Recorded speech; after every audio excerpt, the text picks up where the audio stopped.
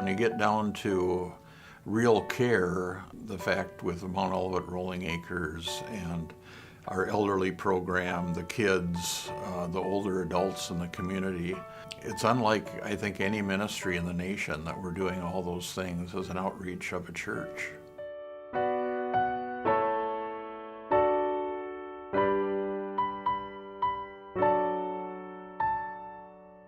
Way out in the country in the 50s, a couple, man and wife, decided that they were going to start supporting some of the people in the community by having activities during the day. That developed then in their farmhouse into a residential program because some of the individuals didn't have good supports at home. And in the early 60s, they were edging toward retirement, and they approached Pastor Reuben Youngdahl at Mount Olivet Church and said, would Mount Olivet take this over and continue to provide to this group of people that we're working for? Well, as you know, Mount Olivet Church doesn't think small. So they envisioned this campus expanded, purchased more land, and in '65 actually took over the project. Paul picked up the enthusiasm for this program created by his father and just really carried it wholeheartedly forward. We belonged to Mount Olivet, and my dad was on the board and was very involved in the creation of Mount Olivet Rolling Acres in the beginning. And I remember my dad specifically being very drawn to service for children with intellectual disabilities. We first became more interested in Rolling Acres when our daughter was in high school, and she came on the bus every Monday night and had a Rolling Acres buddy. As we get to know people, whatever their ability level is, as we get to know them and spend time with them, we see the value in them. Mount Olivet is always adapting to the current realities, and we've had to do that. From a campus where everybody was in one place, now into a series of group homes.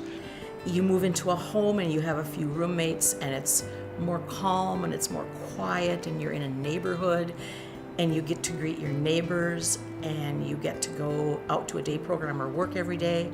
And then some nights you go out and some nights you stay in, just as the rest of us do. About 30 years ago, we started evolving into areas other than residential. And so there were lots of different kinds of programs. There were crisis programs begun. There were adult day services that were begun. There were respite services that were begun. The willingness to look at what the future holds for people, not being satisfied with where you are today. Let's think of some really creative things that maybe we wouldn't have done 5 or 10 years ago. Let's think of some of those things. So yeah, there's been quite an evolution. So we are adapting to the changes that need to be made, but there are certain constants, and that's the beauty of Mount Olivet, that's the beauty of this place. That the residents and their families receive the finest care possible, the value added of volunteers that are here consistently and have been over time, the fact that it has been a blessing to our congregation as our young people grow up knowing there is this ministry with a special sensitivity to people with intellectual disabilities, and the fact that it's a part of our spiritual outreach. And because of that, nothing changes, but we adapt as need be. Christopher had really withdrawn. We were worried about his ability to even come back into society. And their skill and their attention and their real love for Christopher brought him back. We know they're not our family and we are professionals, but we are with them every shift, and we become part of a family in a different way. His primary team has remained very much the same for 10 years, which just doesn't happen very often. So that also says something to me as a parent, that Rolling Acres is doing something really well and really right here. The people who give their time and their lives to help others, they don't do it because it's just a job. They do it because there's something more in their heart that leads them to serve. Some of them have been there 25 years or more. that they deserve a higher place in heaven than I do for this great work that they do. We owe our son and others with permanent disabilities everything we can give them and more. And Rolling Acres recognizes that. We don't know what the future is going to be, but we do know that with our entrepreneurial spirit, with our commitment to excellent care, and guided by the Holy Spirit, that we're going to seize every opportunity and grow this ministry in whatever way God wants us to grow it.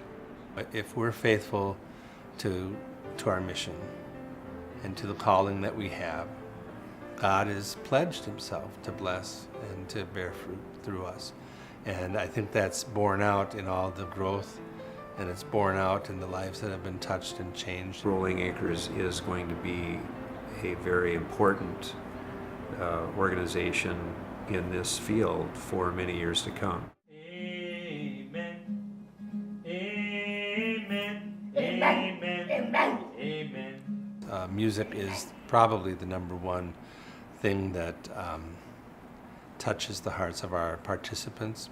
And that's a real universal language, it really is. And it's something that stays with people even as their cognitive facilities, declines. They love music.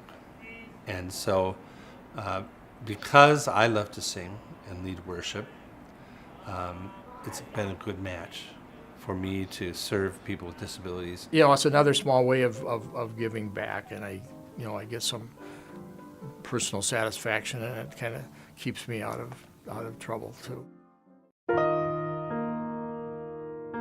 I've been here for 30 years, and as I look back on our history, it's always been one of progress, and it's very interesting. In 1955, the vocational hospital was given to Mount Olivet Church. In 1960, Mount Olivet Home was built as one of the first homes for senior citizens. Then there was an obvious need to build another level of care, skilled nursing, so Mount Olivet Careview Home was built in '65. In 1990, the board felt strongly that we needed to eliminate our 3 bedrooms and to build a chapel, so we went forward and did that. In 1995, we saw that there was a need for adult daycare and childcare in the community, so we started that. Then in 2002, we realized that we needed to change Mount Olivet Home more to an assisted living type of experience. People are finding their way into facilities like Careview, Mount Olivet Home at a later time. And so we have to make sure that we target and refine our care to meet those real needs. Transitional care, an extended period of time in hospice care. We want to be sure that we are adapting to the real needs of real people. One thing that hasn't changed, though, is that when they come here, they still need the loving care that our staff provides. Who would have thought 50 years ago that that old building that was Careview would turn into this giant operation along Glendale Avenue? But all the lives that we're touching are just extraordinary, and we can be proud of that. Mount Olivet Careview, Mount Olivet Home, Mount Olivet Day Service is one of the signature ministries of Mount Olivet. Signature in that it meets the needs of real people from the very beginning of their life to the very end of life. My dad was a patient at Careview for the last several weeks of his life, and our family was so impressed and pleased with the level of care that he got, the kindness and the dedication that the caregivers exhibited. I also had the privilege of having my dear mother live there for the last 3 years of her life. To know firsthand and as a son that my mother was receiving the finest care, it meant the world to me. We saw it in my wife's uncle, and we saw it for my mother, how it really became a community for them, and a place where they both found a lot of care and affection for them personally, particularly from the staff, but also from other residents. And it was a very positive experience for both of them. And it's fun to have those little kids here.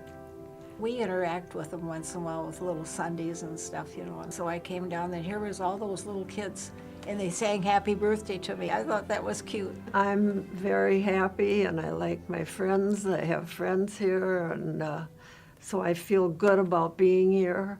One of the things we noticed from the staff was how interested they were in Mom's life. They really established a rapport that was special. The residents were really fun to be around, and they had stories if you had time to listen to them. They had a wonderful life. They probably fixed fabulous Thanksgiving meals and Christmas, and they raised their families, and maybe someday I'm going to be where they are. The staff here at Careview and Mount Olivet are exceptional. It's just a very happy family. What makes them come to work every day is really a sense of compassion and caring. We always try to do the best for our residents. They're not just doing it as a job, they really care. They're very genuine. One thing that I think is very special as to what we can do for our employees is to offer the number of scholarships we can. Many years ago, the Carlson family started out a scholarship for their dad. So someone who was a nurse's aide could pursue a degree in nursing. And this kind of struck a good tone with us because Dad had been a educator. And it's just grown and grown and grown and grown. Other endowed scholarships have been created now so that there are a total of 7 endowed scholarships. And to hear the stories of some of these employees on what they've gone through in their life, many are immigrants. It's just been extremely satisfying. The recipients are just, so genuinely appreciative. Pastor Reuben Youngdahl, our senior pastor who was such an influence on the growth of Mount Olivet, he felt that the home, when it was just a home, needed an auxiliary. I go to conventions and meetings with my colleagues at other nursing homes and I tell them about what our auxiliary does and how much money they raise for us, and they can't believe it. Always our main purpose is to create funds in many different ways. The funds go to Careview Home and to the intergenerational home and to Rolling Acres. The more you get involved, the more you want to be involved. And the cause always is to benefit those 4 affiliates that we represent. And now we're planning on a new addition that was approved by the state through special legislation to build a new building that will include private rooms and a new therapy center and a outdoor garden, rooftop garden for our dementia residents. So we're very excited about that. It's kind of like, how can we not do this? It's good to think down the road, think into the future, because the future is here, and so you want to be a part of it.